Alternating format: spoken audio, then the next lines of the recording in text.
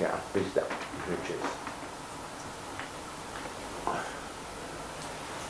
Ich bin ein sehr begehrt, wenn man 90 Jahre alt wird, ist das ein außerordentlicher Verdienst, dass alle sich um einen kümmern, denn jetzt hat er etwas vollbracht. Bist du überrascht darüber? Nein, ich habe es gewusst, das ist der größte Unsinn, dass man einen feiert dann, wenn man eine gewisse, nach der christlichen Zeitrechnung, runde Jahreszahl hat. Mhm. Hast du eigentlich jemals darüber nachgedacht, wie alt du wirst? Früher? Hast du mal... Natürlich habe ich darüber nachgedacht. Und was hast du gedacht? Hast du dir da irgendeine Zahl? Da wäre doch also, eine Zahl schon im Kopf, aber ich weiß ja nicht. Nein, also wie ich jung war, habe ich mit einem Freund einmal gesagt, also über 40 wollen wir nicht werden. Ah, ja. Das habe ich dann verlängert. Und das Tatsachen sind über das eigene Leben, die man ja nicht verändern kann, so unbedingt in die Länge, dann habe ich die Vorsicht walten lassen, mir nicht eine bestimmte Zahl auszumalen. Ich wäre sehr überrascht, wenn man mir gewesen wäre und mir gesagt hätte, ich werde 90. Aber du hast einen Vater gehabt, der ja auch sehr alt wurde. Ja, aber meinem Vater habe ich verschiedene Sachen leider nachgemacht, die ich nicht nachmachen wollte. Aber in der Hinsicht, es gibt ja so viele breit geschlagene Begriffe und der eine ist die Genetik. Natürlich ist das genetisch, weil der Mensch nichts machen kann, was außerhalb seiner Genetik ist. Seine Bandbreite seiner Genetik ist zum Beispiel, dass er nicht ohne Sauerstoff länger als so und so viele Minuten leben kann oder dass er ohne Flüssigkeitszufuhr nicht länger als ungefähr 14 Tage leben kann. Aber innerhalb dessen ist es völlig vielen Faktoren überlassen, unter denen die Erbanlage punkto Altwerden einer, der man, ich weiß nicht, dann auf der 10. oder 12. Stelle angeführt gehört. Die Goldie zum Beispiel hat auch, aber scherzhaft gemeint, genetisch werde sie früh sterben, weil in ihrer Familie ist niemand über 70 geworden. Ich glaube, die Mutter ist mit 72 gestorben, aber das ist schon die älteste gewesen. Vater alle früher gestorben und sie ist immerhin 86 geworden. Sag mal, du hast ja nach dem Tod von der Goldie gesagt, dass du eigentlich gemerkt hast, dass du weiterleben willst, weil die Freunde... Ja, wegen der Freunde, weil ich gesagt habe, ich habe allerdings zuerst geprüft, ob ich überhaupt die Wahl habe und geschaut, ob und wie ich mich umbringen kann. In meiner Literatur, das ist in dem Buch der Traum vom... Nein, die Pharmakreise, das habe ich schon früher geschrieben gehabt, für die Weltwoche seinerzeit. Nein, der Traum vom Bebu, da habe ich das gesagt, dass ich mich wegen der Freunde entschlossen habe. Aber dieser Entschluss, ich war halt doch sehr traurig und das war vielleicht ein halbes Jahr, bis ich mich endgültig entschlossen habe. Zuerst habe ich geprüft, ob ich mich ernsthaft umbringen kann, was gar nicht so einfach ist, aber ich habe also zwei Möglichkeiten ausprobiert gehabt und eine, die mir gepasst hätte. Ausprobiert? Ja, ob ich das zusammen habe, ob es wirkt und so weiter. Und eine andere, die zu meinem Temperament weniger gepasst hätte, mich zu erschießen. Da habe ich die Pistole, die ich hatte, ausprobiert, auf die Durchschlagskraft, habe neue Patronen gekauft, die in Südafrika hergestellt waren, aber die noch schlechter waren als die ich aus dem Weltkrieg aus Jugoslawien mitgebracht habe. Und diese Pistole habe ich noch jetzt, aber mehr als Andenkenstück, weil ich glaube, das ist eine so dramatische Form. Und dann erst, wie ich wusste, ich kann, wenn ich möchte, mich umbringen, das hat ja einige Zeit gedauert, bis ich das alles klar hatte, dann habe ich erst mich ernsthaft beschäftigt und habe gesehen, es ist hopeless. Wenn sich jemand umbringt aus noch so guten Gründen, tut er seinen Freunden etwas an. Allen. Es ist unglaublich, dass der Sigmund Freud sich mit über 80 Jahren, nachdem er mehr als 20 Jahre an einem außerordentlich schmerzhaften Krebs des Oberkiefers mit x Operationen gelitten hatte, mit seinem Hauptarzt namens Dr. Schur, hat jetzt ist er die Qualen, möchte er sie loswerden, und Dr. Schur hat ihm dann das Sterben erleichtert. Aber noch heute Historiker, für die Freud eine wichtige Figur ist, wer weiß noch, ob er das hätte machen dürfen oder nicht dürfen. Ist das heute nicht, das wäre ja vielleicht heute ein bisschen anders, meinst du das nicht? Du hast mit Recht gesagt, ein bisschen anders. Aber ich... Bist du denn im Exit schon lange, ne? Also ich war im Exit, ich bin ausgetreten, als das Exit sich unter dem Drang, sich möglichst legal anzupassen, eine solche Bürokratie aufgebaut hat. Ja. Also wenn es jetzt zum Sterben wäre, müsste ich zuerst nicht die eventuell, nicht unbedingt eventuell eintretenden Qualen von Atemnot oder Lähmung oder etwas auf mich nehmen und zuerst eine große Bürokratie über mich gehen lassen. Und deshalb bin ich aus dem Exit ausgetreten. aber würde es nicht deinem Freiheitswunsch entsprechen, dass du das selbst bestimmst? Ja, natürlich, aber eben nicht durch Exit. Nicht durch Exit. Nee, aber das ja nicht, weil ich mich verändert habe, sondern weil Exit sich Verändert hat. verändert hat. Ne? Ja. Aber bestimmen, diese Bestimmung, also ich weiß nicht, Freiheit ist ja auch ein plattgetretener Begriff, aber wenn ich mich umbringen will, möchte ich ohne behördliche Einmischung. Gut. Sag mal, aber ich denke, also du hast das ausprobiert und du bist doch irgendwo genügend, es sind viele Jahre vergangen. Du freust dich auch immer noch, dass du da bist, oder? Ich weiß es nicht. Ich weiß nicht, ob mich freut, dass ich da bin. Ich bin jedenfalls noch da. Also als bilanzmäßig kann man das als Freude feststellen. Ich lebe gerne, hast du gesagt. Ja, ich lebe schon gern, aber nicht, es reduziert sich im Alter Verschiedenes.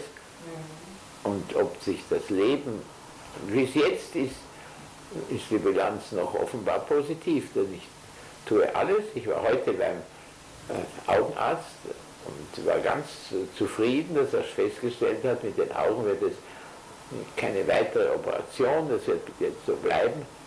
Ich bin praktisch blind, aber theoretisch habe ich am linken Auge, wo noch eine Sehkraft vorhanden ist, 30%. Also das ist ein ärztlicher Befund. Diese 30% stehen mir nicht immer zur Verfügung. In der jetzigen Beleuchtung zum Beispiel kann ich das große Bild da drüben gar nicht mehr sehen. Das stimmt nicht, ich kann den Umriss sehen, aber was drauf ist nicht. Und jetzt, wo du genickt hast, mit dem Kopf und mich da erwartungsvoll angeschaut hast, kann ich sogar deine Mimik sehen. Das ist sehr, sehr unklar. Jetzt ist die Sehkraft, das kann ich an meiner Uhr nachprüfen. Jetzt kann ich sogar nicht nur die Zeit, es ist 16 Uhr 17, 18 und ich kann sogar die Firmenname, der darauf ganz klein geschrieben ist, Mondaine sehen. Also jetzt ist das Sehkraft ziemlich gut, aber das Leben, das ist wie sehr man noch Lebensfreude haben kann. Man kann es haben, offensichtlich. Ich lebe ja weiter. Und würdest du denn sagen, dass dein sozusagen Schritt nach vorn, fast als Blinder jetzt zu leben, dich einzurichten, dass dir auch deshalb so viel gelungen ist, dich einzurichten, dass du das so selber dich definierst als Blinder? Ja, ich weiß nicht, das ist eine Sache, man hat mir gesagt, das ist sehr mutig, wenn man nur zwei Möglichkeiten hat. Entweder macht man ganz Schluss oder lebt man weiter, dann steht man mit dem Rücken zur Wand, da muss man halt weitermachen.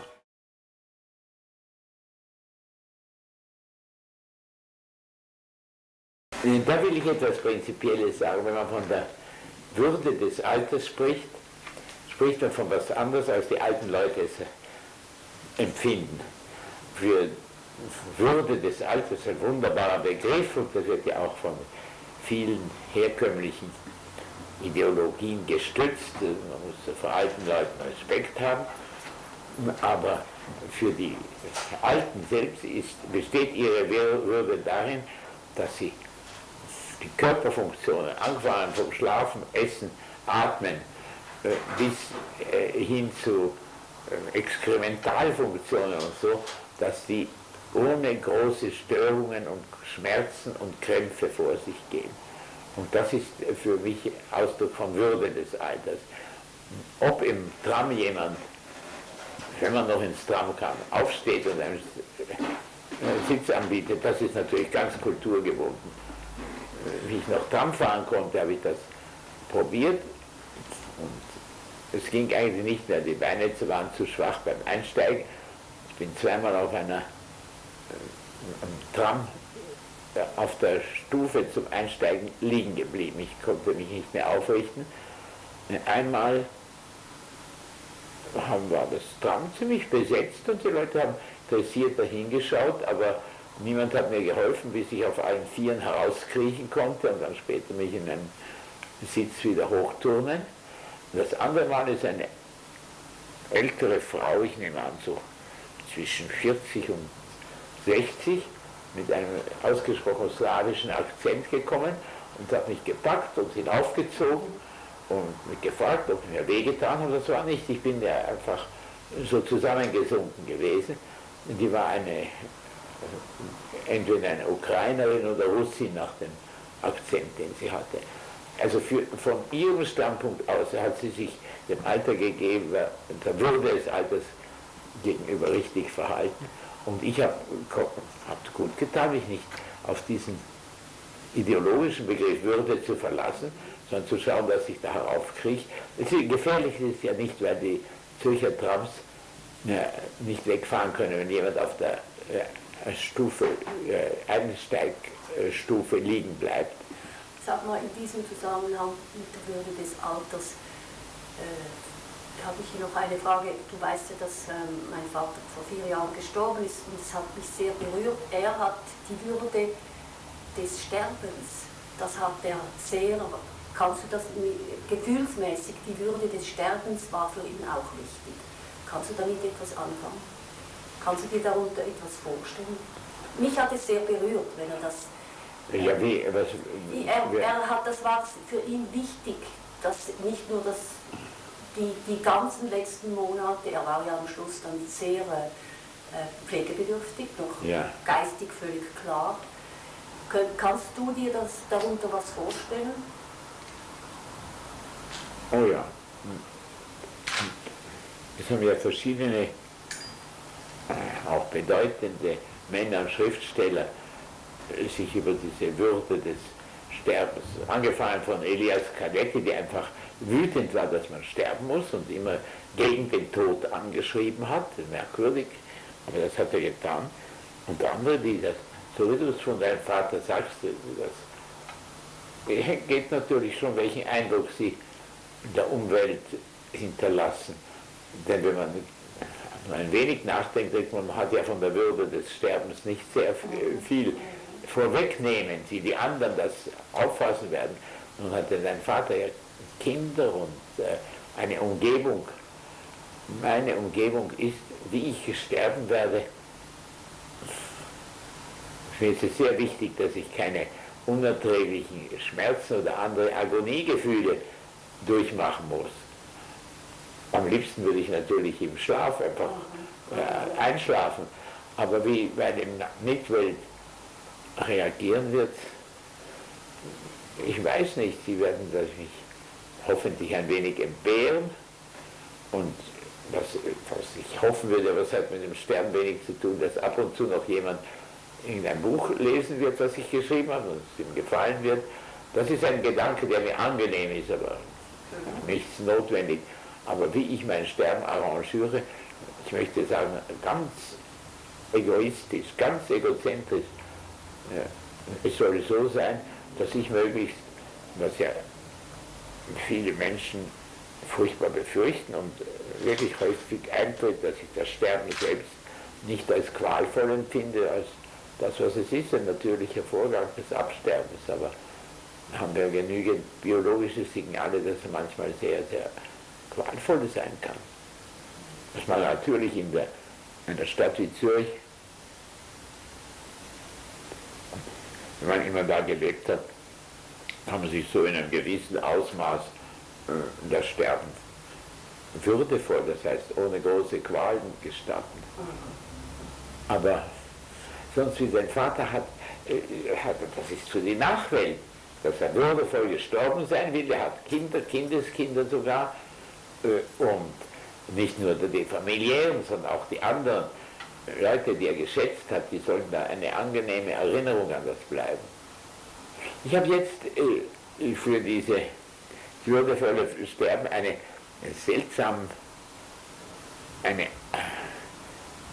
Art Illustration bekommen, wie ich 90 Jahre alt geworden bin und doch eindeutig in das letzte Lebensjahrzehnt eingetreten bin, habe ich eine Menge Würdigungen in Zeitungen, Zeitschriften, auch schließlich nicht ohne Zutun der Freunde in dieser Lesung einer Matinee mit x Beiträgen, das waren 8 oder 10 Beiträge, gehört. Und das hat alles Bezug genommen, wie man es am Sterben hat, wie bei einer Abdankungsrede. Es werden die positiven Seiten dieses Lebens, der Person, der Biografie, der Leistungen erwähnt und alles, was missglückt ist und schlecht gegangen ist, wird weggelassen. Das ist üblich. Die Motto ist nil nisi bene. Es werden schon Schnitzer gemacht von schlecht informierten Pfarrern oder so, die das nicht so vollständig machen. Aber ich habe für mich selbst, waren das Grabreden, ausgezeichnete, großartig. Hast du das so empfunden? Das war so. Was ist der Unterschied? Ja. Dass er noch lebt. Aber sonst ist keiner. Es hat jedenfalls die schönste Grabrede, wie ich es für mich nenne. Ich weiß schon, dass es keine Grabreden sind, aber es sind nicht auch nach dem Entwurf und dem Inhalt und den Einzelheiten ist nicht zu unterscheiden von einer Abdankungsrede. Aber die schönste hat die Christa Wolf gemacht und vielleicht die ebenso schöne hat ein junger Philosoph, der mir jetzt hilft, doch noch einen Text fertigzustellen, mit dem ich diskutieren kann. Der hat nicht einmal in der Suizid oder im Tagi oder in der Weltwoche schreiben können, sondern hat im Bund eine solche Würdigung geschrieben, die ich außerordentlich sympathisch und gut geschrieben fand, das hat mir am meisten gefreut. Aber das sind solche Sachen, die man einem Sterbenden zuschreibt. Mir steht aber niemand so nahe, dass ich, wenn ich jetzt über 90 Jahren sterbe, ich glaube, dass ich ihm ein furchtbares Trauma verursachen würde. Das wäre manche Leute schon traurig, eine Zeit lang. Aber ich habe die Sachen so weit überblicke ich, dass das für niemanden so etwas Schlimmes wäre, wie wenn ein naher Angehöriger jung stirbt. Das kann eine Tragödie sein. Für einen alten Menschen. Ich weiß nicht, wen ich da zitiere, es hat jemand geschrieben, wenn ein Kind stirbt, ist es eine Tragödie. Wenn ein Mensch mittleren Alters stirbt, mag es schlimm sein und mag es eine Lücke hinterlassen, mag es viele Leute sehr betreffen. Wenn aber ein alter Mensch stirbt, dann ist es eine Naturtatsache.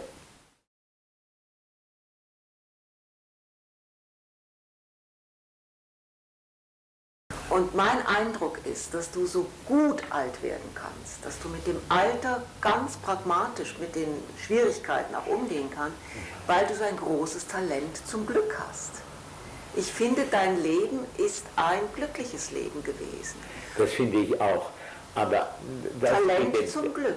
Da muss ich an beiden einen Abstrich machen. Erstens vom Glück, war schließlich so lange Psychoanalytiker, wenn man den Freud gefragt hätte, was ist Glück, hätte er eine kurze Antwort gewusst, eine Illusion. Talent ist, wenn man günstige Umstände, häufig Zufälle zu packen weiß, um sie höchst egozentrisch zu Glück zu verwandeln, wenn nämlich das Umfeld stimmt und wenn die Personen stimmen. Da habe ich ein kolossales Glück gehabt. Aber das war die Fähigkeit, aus Zufälligkeiten, wirklich in statistischem Sinn Zufälligkeiten, diese zu packen, wenn sie mir etwas hergeben. Und da wieder muss ich als Psychoanalytiker sagen, dass das kommt aus dem familiären Umfeld, wo ein Säugling erst allmählich in epigenetischen Krisen, wie es René Spitz genannt hat, nicht linear, sondern in krisenhaften Fortschreiten zu einem erwachsenen Menschen wird. Und da habe ich gegenüber meiner älteren Schwester und meinem jüngeren Bruder einen Vorteil gehabt, dass ich die wichtigsten Illusionen, die man mit der Menschwerdung eingetrichtert bekommt, angefangen von religiösen Glaubenssätzen und anderen solchen harmloseren ideologischen Sachen wie Würde des Alters, Würde des Familienvaters und so, dass ich von dem nichts halten musste. Warum? Weil ich diese Illusionen jetzt schon als Illusionen erkannt habe und mich mit der ohne Illusionen und ohne Verlust von Illusionen viel besser durchs Leben schlagen konnte. Erstens habe ich das Glück gehabt, dass meine Eltern schon gar nicht an die Religion gebunden waren. Sie haben den Kindern wohl gesagt, wir sind Juden, aber das hat keine Rolle gespielt in den frühen 20er Jahren, ich bin 16 geboren, also ich weiß nicht, im Alter von 7 oder 8 Jahren wusste ich, das ist eine jüdische Familie, aber bis ich darauf kam, dass es diesen Zionismus überhaupt gibt, habe ich mir, meine Reaktion war, also die Juden haben ja schrecklich, historisch gesehen, ein schrecklich schlimmes Schicksal gehabt als Volk, als verfolgte Religion und so weiter, durch Jahrhunderte wenigstens in Europa waren sie so verfolgt worden. Aber ich brauche das doch nicht mitzumachen und zu glauben, es wird anders kommen, wenn es gar keine Aussicht ist, dass es anders kommt. In dem einen Film hat mich die Journalistin gefragt, ja, warum ich denn das alles mache. Ich habe damals sehr viel publiziert, Kritik an der Politik, warum ich das mache. Du hast dich sehr eingemischt da. Dass ich mich einmische. Sagte, ob ich geglaubt habe, dass es anders wird, habe ich gelacht und habe gesagt, das kommt mir immer komisch vor. Nein, aber man macht als Intellektueller viele Sachen, die man richtig findet, dass ich sie mache, aber ohne an den Erfolg, weder an den persönlichen, den erhofft man sich natürlich, einen gewissen persönlichen Erfolg, aber den Grunderfolg zu glauben, geglaubt habe ich daran nicht. Ging es dir auch in den Psychoanalysen so, dass du nicht um die Veränderbarkeit von einem Menschen geglaubt hast? Ja, in den Analysen, ich war halt immer an menschlichen Schicksalen sehr interessiert. Und das haben wir mir auch schon die Frage gestellt, ob ich glaube, dass sich die Menschen, was mir die größte Befriedigung gab in den Psychoanalysen, dass ich eigentlich während der Analysen kaum so. Ich war schon froh, wenn eine Analyse gut ging und sich der oder die Person besser gefühlt und benommen hat. Das hat mich schon gefreut, dazu hat man es ja gemacht. Aber eine Befriedigung habe ich gehabt, 25 Jahre später oder 30 oder bis sogar 40 Jahre später, wenn ab und zu alternde ehemalige Analysanten oder Analysantinnen zu mir gekommen sind und mir gesagt haben, keineswegs alle, aber doch zahlreiche, mein Leben wäre ohne Analyse anders verlaufen. Schlechter. So ist es besser verlaufen.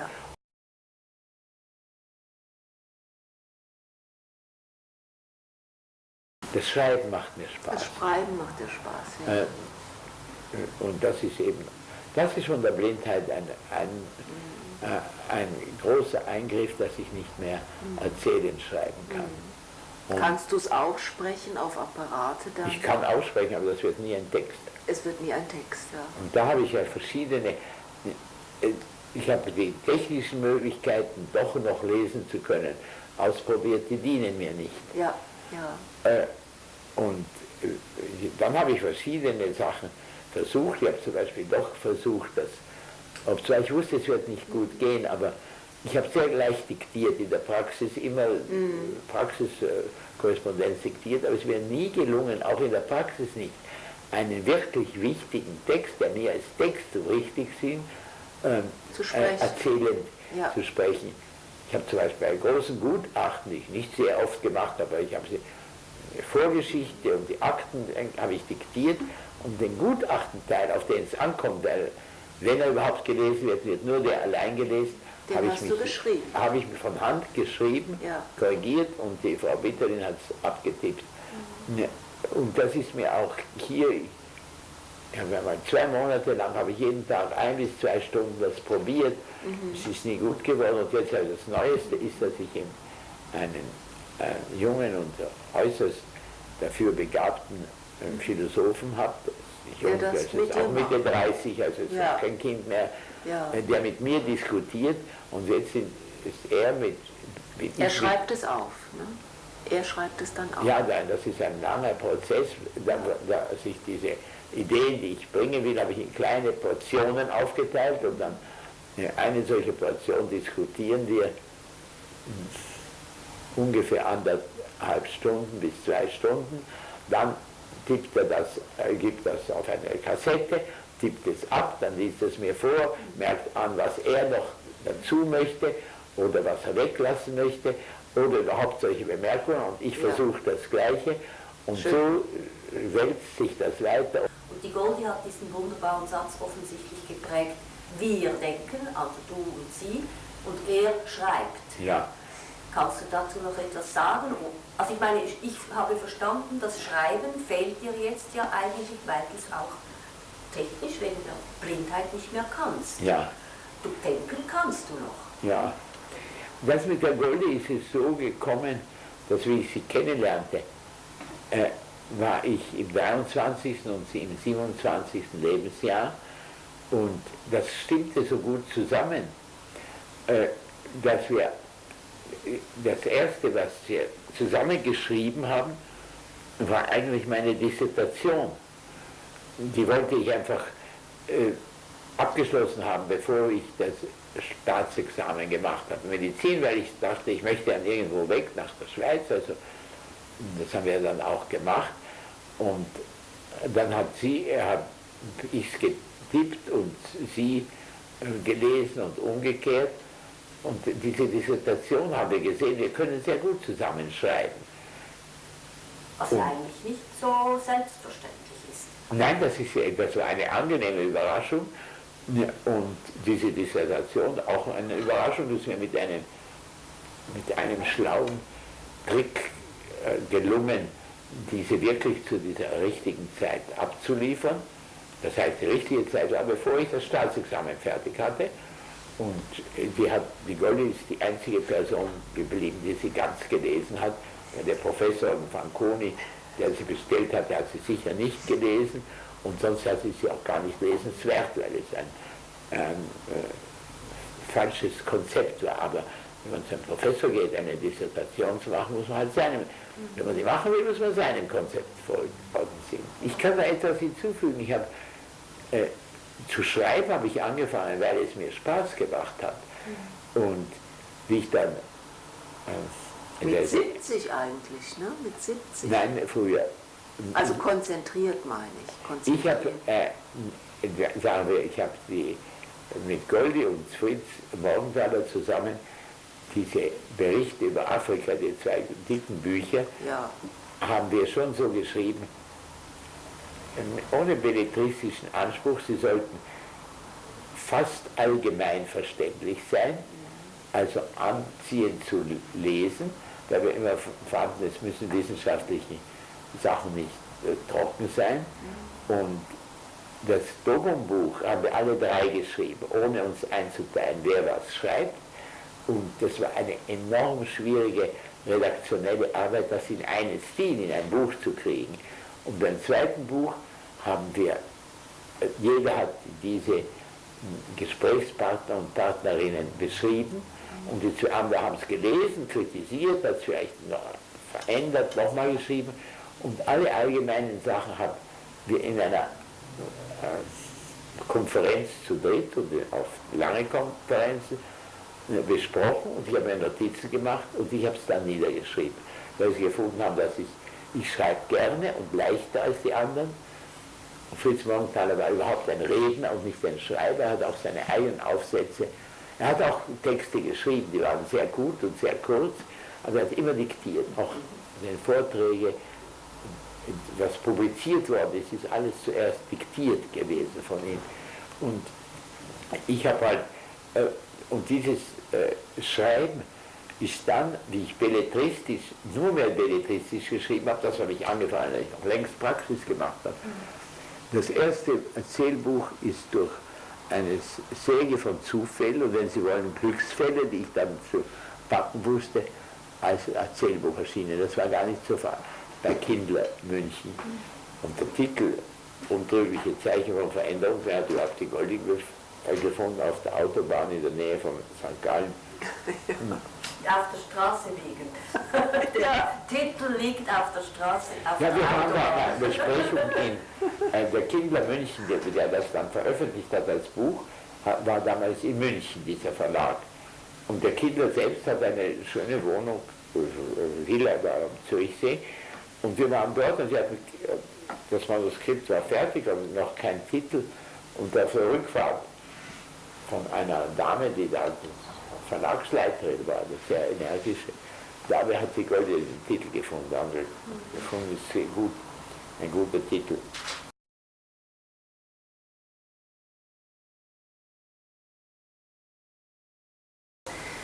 Warst immer neugierig, etwas zu entdecken. Neugier, ja, das ist bei mir geblieben, diese Neugier, Ja. die manche Leute im Alter verlieren, aber manche noch stärker ausbauen.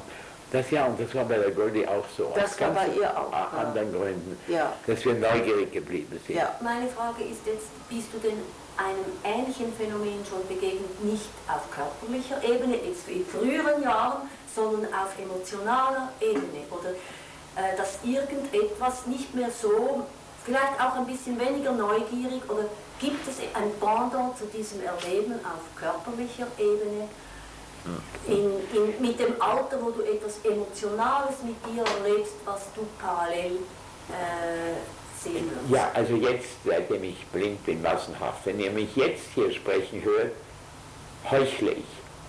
Das heißt, ich tue so, als ob ich diese Ausfälle, die ich ja mir selbst bemerke, nicht hätte. Ich kann zum Beispiel, was ich immer gut und gerne getan habe, durch Erzählungen, das, was ich mitzuteilen, greifbar, verständlich zu machen. Vielleicht habt ihr bemerkt, dass ich den Namen Flaubert war weg. Gut, alle haben gesagt, Also das habe ist ich schon schon bei mit mir 15. weg. Ja, wollte ich gerade sagen. Das habe ich erwartet. Ja. Das ist ein völlig normales Phänomen, dass einem wohlbekannte Namen weggehen. Aber das ist auch auf der Ebene von Funktionen. Sag ich Ich-Funktionen, Gedächtnis, das ist nicht auf der Ebene von Gefühl. Emotional, ja. Gibt es das? Vielleicht ist das, ich könnte dir jetzt schon aufzählen, was ich schon begegnet bin, aber ich will jetzt mal hören von jemandem. Erstens. Das kann ich mit einem Zitat von Bertolt Brecht aus einem Chanson. Aber das Gefühl wird erstaunlich kühl, wenn man damit allzu wenig kargt. Erstaunlich kühl ist es bei mir nicht, weil ich war nicht ein so heftig erregbarer, emotionaler Mensch.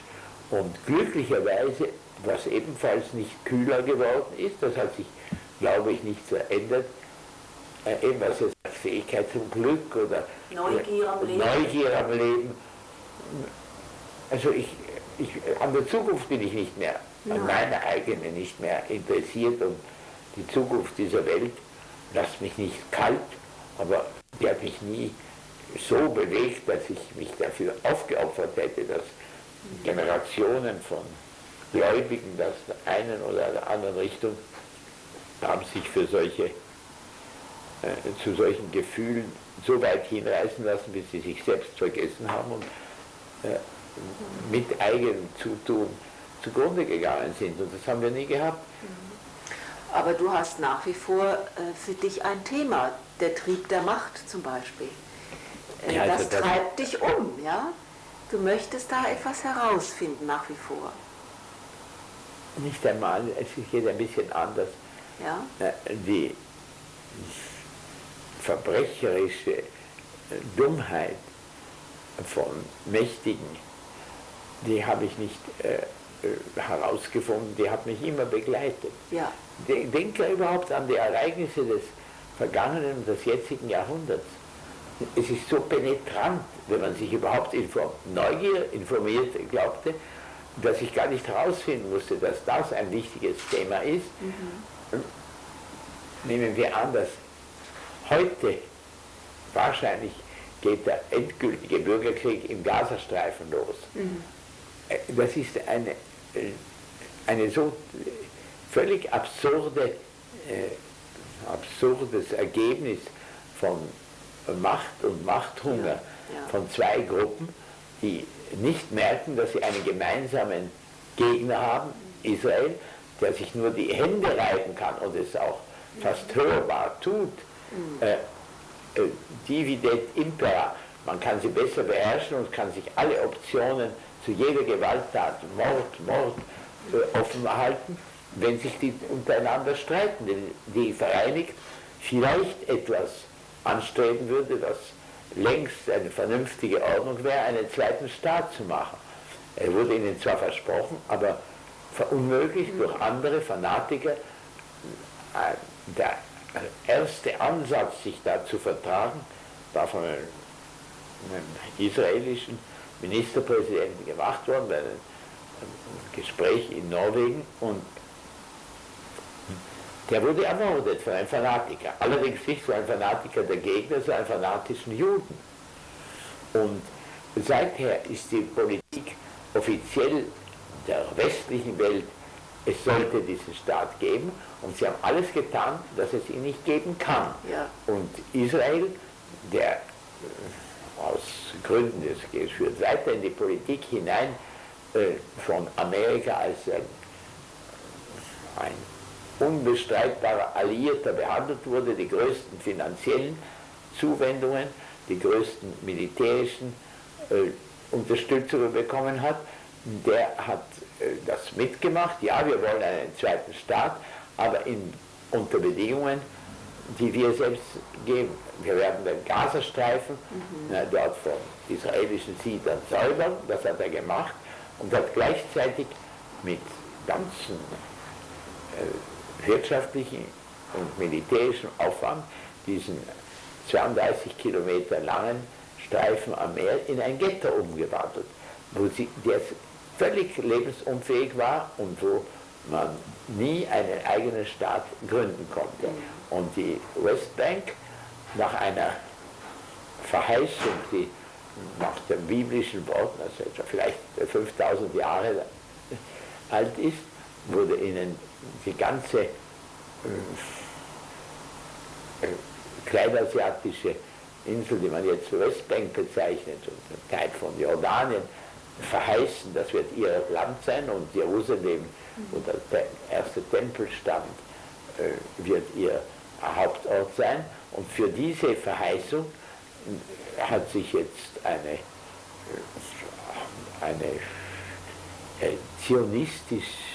ursprünglich zionistische Gruppe jetzt seit der Unabhängigkeit des Staates Israel stark gemacht und sind stark geworden, und haben gleichzeitig das versprochen, sie würden mit aller Kraft dahin arbeiten, haben aber alles oder fast alles getan, dass das nicht zustande kommen könnte. Ja.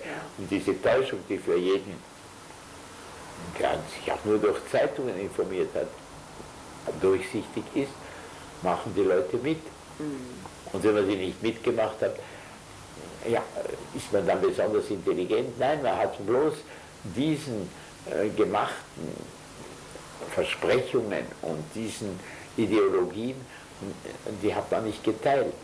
Und wie man sieht, es ist auch selbst in Israel, sind die größten Gelehrten der Zeitgeschichte, der Soziologie, sind sich darüber einig, dass das ein falscher Start auf einer falschen Bahn, in einer falschen Richtung war, aber sie haben die Anhängerschaft, die sie hatten, großenteils verloren, wie einer, der jetzt also im Sterben liegt, der Sharon, der sich an alles das nicht hielt, der sich an die alte Prophezeiung gehalten hat, aber nicht einmal aus religiösen Gründen. Das ist einfach ein brutaler Egozentriker auf sein Land gewesen. Das werden wir durchsetzen, mit was für Mitteln auch immer. Und wenn man das nicht mitgemacht hat, muss man nicht eine besondere Intelligenz haben.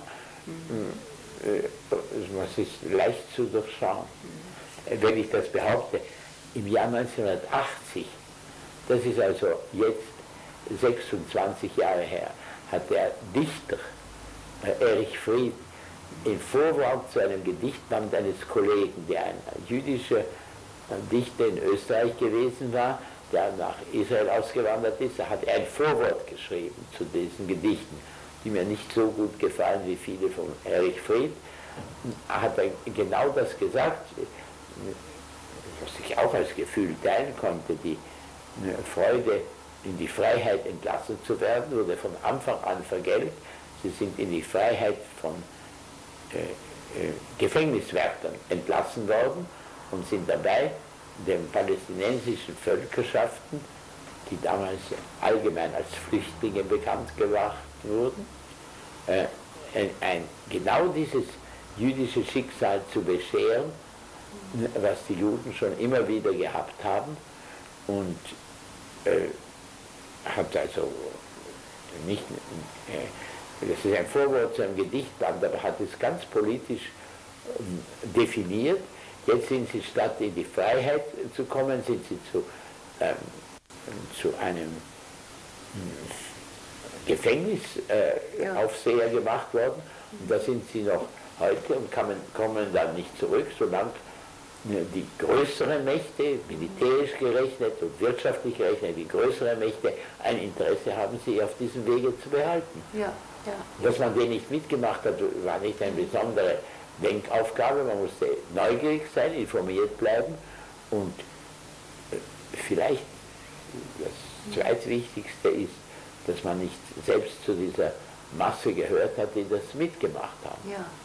Man muss denken, dass in Israel etwa fast 50% die Peace-Now-Bewegung war und der aggressive Zionismus. Und mit der Wahl von Sharon waren die Peace-Now-Bewegung auf 20% der Stimmen zurückgefallen und auch jetzt unter den sicherlich nicht so begabten Nachfolger von Sharon, denn Olmert, ist das noch ebenso geblieben. Also vielleicht ist das eine besondere Fähigkeit, sich nicht mit verdummen zu lassen.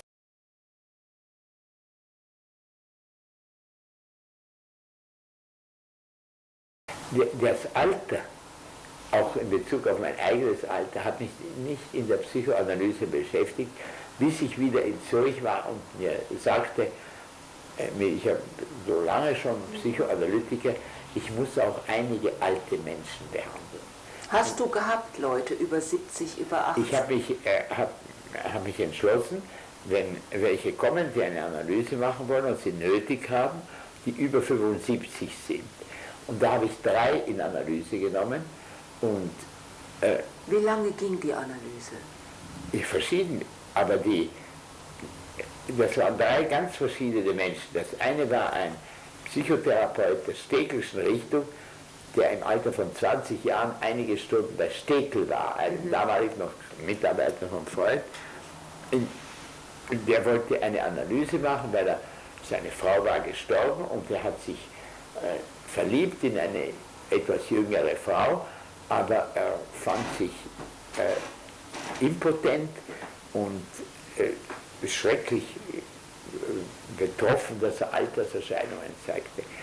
Ein zweiter war ein Bauunternehmer, der seinerzeit, weil er sich so gehemmt fühlte, eine Jungsche Analyse aufgesucht hatte und die bei C.G. Jung zuerst und dann bei dessen Tochter gar nichts gebracht hat. Er hat finanziell hat er einen vollen Erfolg gehabt, ist ein sehr viel beschäftigter Bauunternehmer geworden, aber war seit seinem, so etwa Mitte 50er Jahren, hat er nicht mehr als gearbeitet, er hat genug Geld, hat ganze Häuserzeilen besessen in Zürich und in anderen Städten.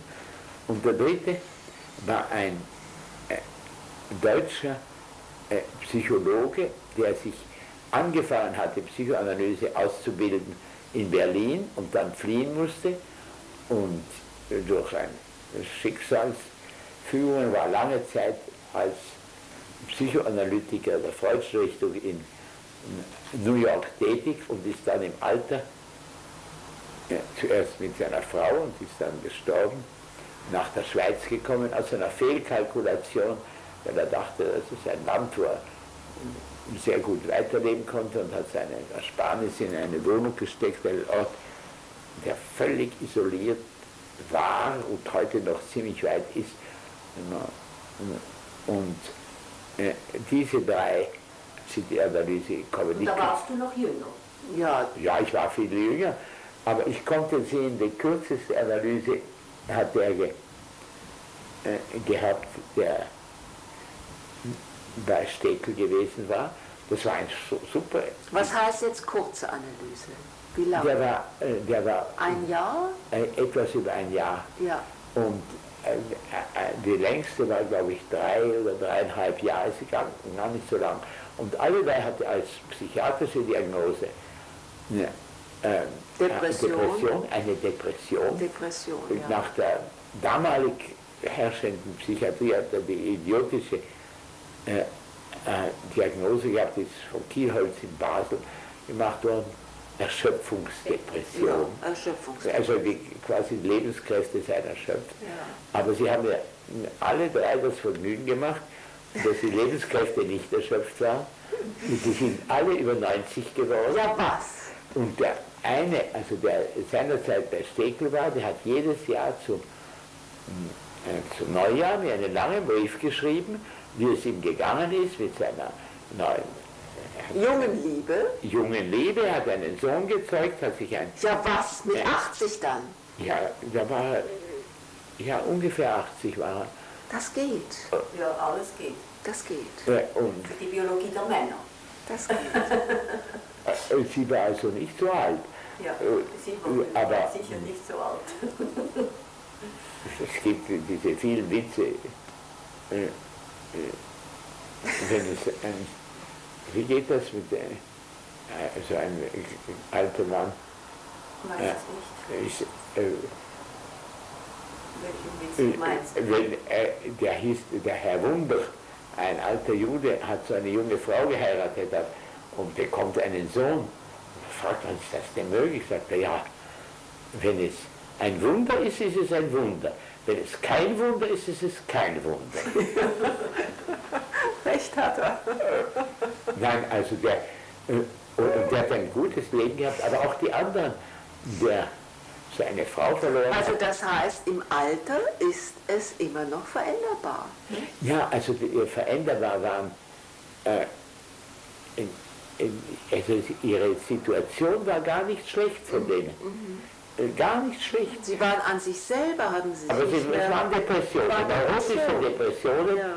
Und zum Beispiel dieser Psychoanalytiker aus New York, der hat wahnsinnige Schuldgefühle gehabt, dass er eine Art spät herauskommende Überlebensschuld, er hätte seine Eltern nicht gerettet.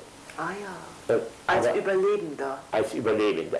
Er war von Berlin weggeflohen nach Paris und ist zweimal noch nach Deutschland gefahren, unter Lebensgefahr, um seine Eltern zu überreden, wegzufliehen.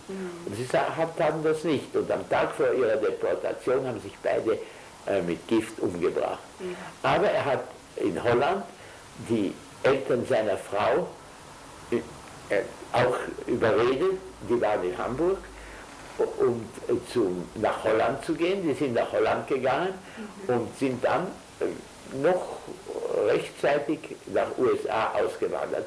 Aber seine neurotische Hauptschuld, er hatte viele solche unbewussten und bewussten Schuldgefühle, war, Ja. dass er seine Eltern nicht gerettet hat. Ja, nicht gerettet hat. Ja. Und man konnte doch retten, aber was rational und ein intelligenter Mensch ist völlig zusammenzubringen. Wenigstens hat er die Eltern seiner Frau gerettet.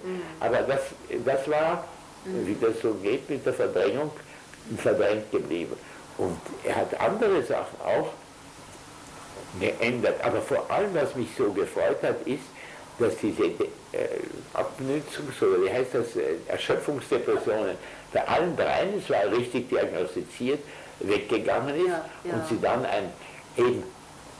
ich sagte, ein menschenwürdiges Alter, ein normales Alter gehabt hat, ohne diese Einbrüche und Selbstzweifel.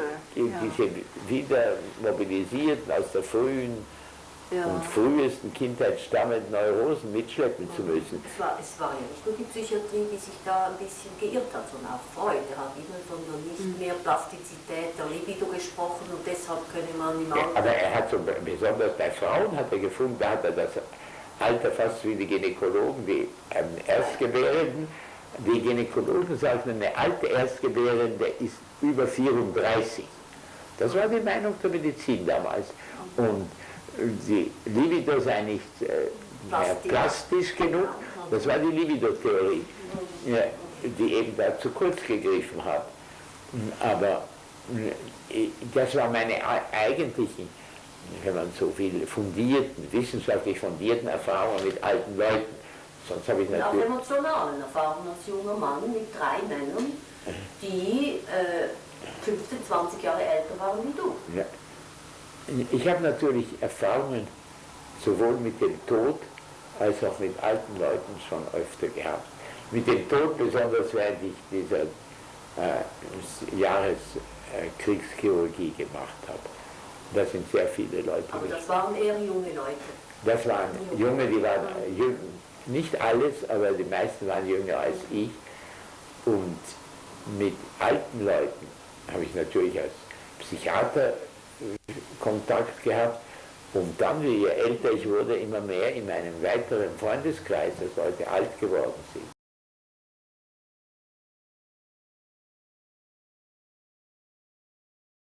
Hattest denn du einen alten Freund, eine Freundschaft mit einem Mann, der wesentlich älter war wie du? Ja, erst nach meiner Analyse. Ich konnte mich mit älteren Leuten, die quasi die Autorität des Älterseins überhaupt nie anfreunden, ob zum Beispiel die Chefärzte, bei denen ich Assistenzarzt war. Derjenige, den ich wahrscheinlich am meisten hätte schätzen können, war der Fausto Pedotti, Chirurg im Ospedale Civico Lugano, wo ich ein Jahr war, und er war sehr zufrieden mit mir und ich mit ihm, weil ich sehr viel Chirurgie gelernt habe. Und wie ich wegging, habe ich mich bedankt. Und das war eingeteilt, es kam schon der nächste Assistent, wartete schon, und er hat gesagt, ich danke, ich habe sehr viel gelernt und wir waren cool, wie nur etwas geblieben. Da ich nachher ihn auch getroffen habe, ich gesagt, das wäre ein Mensch gewesen, mit dem ich mich hätte anfreunden können. Und mit wem hast du dich dann angefreundet? Während meiner Analyse noch mit dem Dr. Katzelstein, der war erheblich älter, der leitende Arzt der Neurologischen Poliklinik in Zürich, wo ich dann 4,5 Jahre Assistenzarzt war, und mit dem, der war dann ein lieber Freund für mich. Bis in dessen hohen Alter, bis in seinem hohen Alter. Ja, er ist nicht sehr alt geworden, er hat dann ein Magenkarzinom bekommen und ist gestorben, aber er hat nie selbstständig Praxis ausüben wollen, weil er fand, ein Arzt, der Honorare nimmt, ist ein Erpresser. Das darf man nicht, denn der ist ja gezwungen, also müsste die Medizin eigentlich kollektiviert sein. Und er hat damals an der Poliklinik, der Professor war Minkowski, der hat aber die Klinik nicht geleitet, das war so ein Wissenschaftler, ein sonderbarer wie der Professor Witzblatt, oder Katzenstein hat ihn geleitet, ein Emigrant aus Hannover, und der ist mit Ernst Toller befreundet gewesen und er ist mit Toller gleichzeitig in die Schweiz emigriert.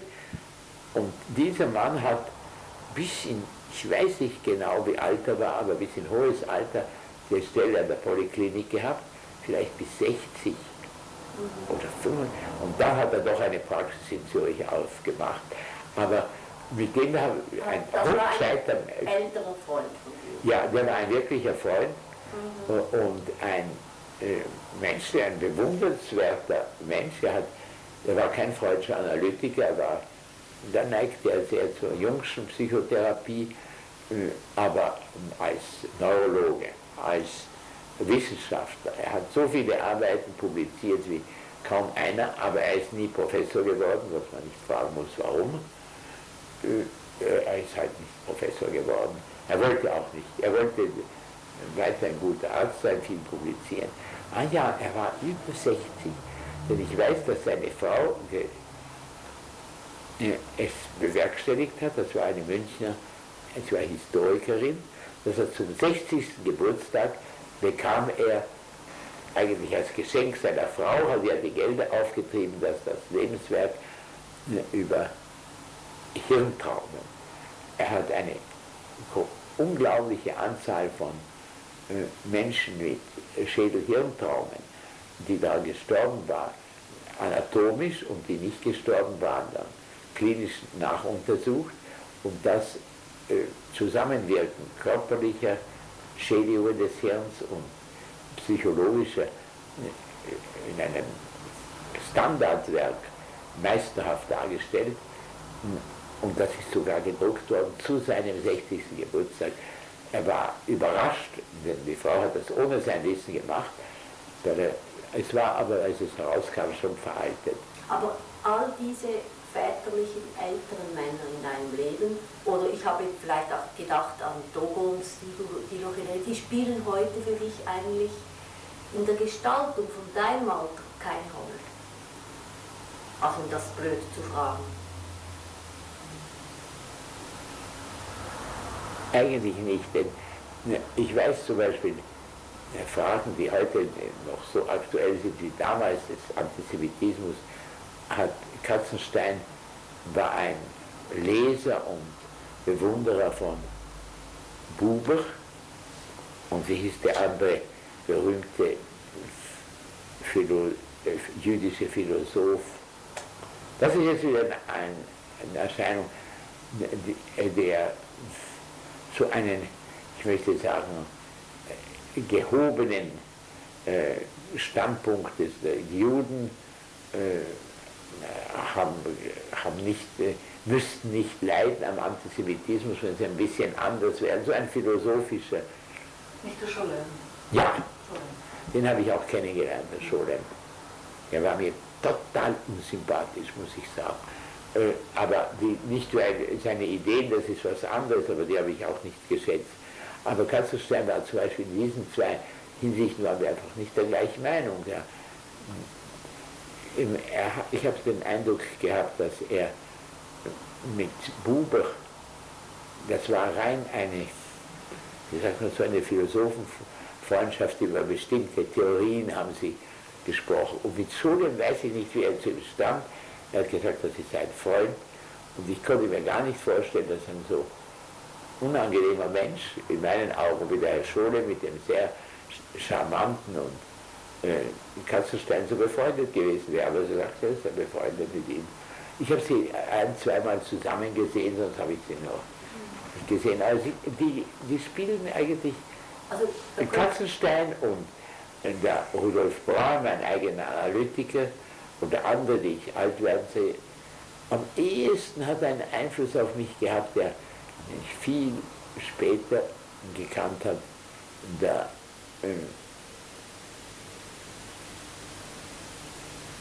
es ist schon wieder so ein Name, der in Deutschland bekannt geworden ist durch seine Goethe-Biografie, der Analytiker, ein Wiener Emigrant, der bis in sein, ich weiß nicht, 96. Leben seine Praxis in New York hatte. Der Eisler. Ja. Eisler habe ich als Leser sehr geschätzt, ihn kennengelernt, gerade wie er ausgewandert ist, kurz, und habe ihn in New York immer wieder besucht. Und das waren sehr fruchtbare Abende, dass wir da bei ihm waren, jedes Mal für mich sehr. Und wie er sein Leben gestaltet hat, das war mir völlig unzugänglich, weil er nur die Arbeit und seine Nachfolge und Verwaltung des freudschen Erbes, das war, was ihn interessiert. Also ich bin mit dem Goldi hingegangen, sie hat sich sofort mit der Ruth Eisler angefreundet und sie haben normal geplaudert.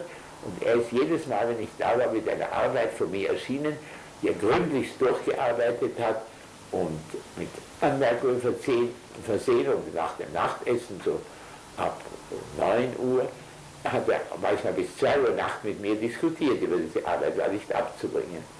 Und der hat einen ziemlichen Einfluss auf mich gehabt.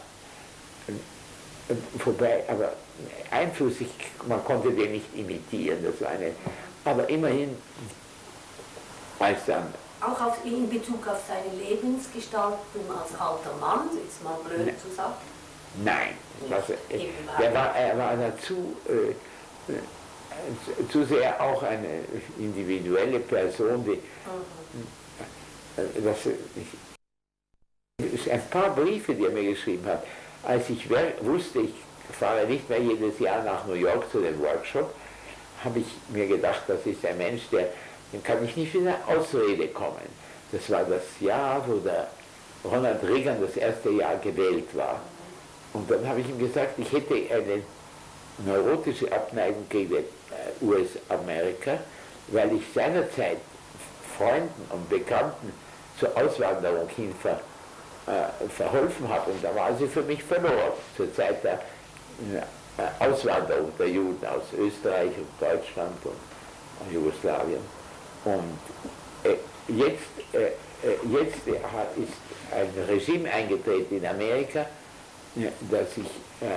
das mich auch nicht anzieht. Also das hat dich dann auch an der Freundschaft gehindert? Nein, dann habe ich ihm gesagt, und da ich nur zu diesem Workshop nach New York gekommen bin, muss ich mich gefasst machen. Er reiste nicht mehr leicht und ich mochte nicht mehr so reisen, dass ich nicht mehr hinkomme. Und da hat er mir einen sehr merkwürdigen Brief geschrieben, sehr typisch für ihn. Der Brief fing an, er sagt, redete mich immer an, verehrter Herr Kollege, nicht jede Abneigung gegen eine Nation ist neurotisch. Wenn eine große Nation es vorzieht, sich von einem halb schwachsinnigen, schlechten Schauspieler leiten zu lassen, haben Sie hier nicht mehr viel zu suchen. Das ist fast wörtlich, so in diesem Ton.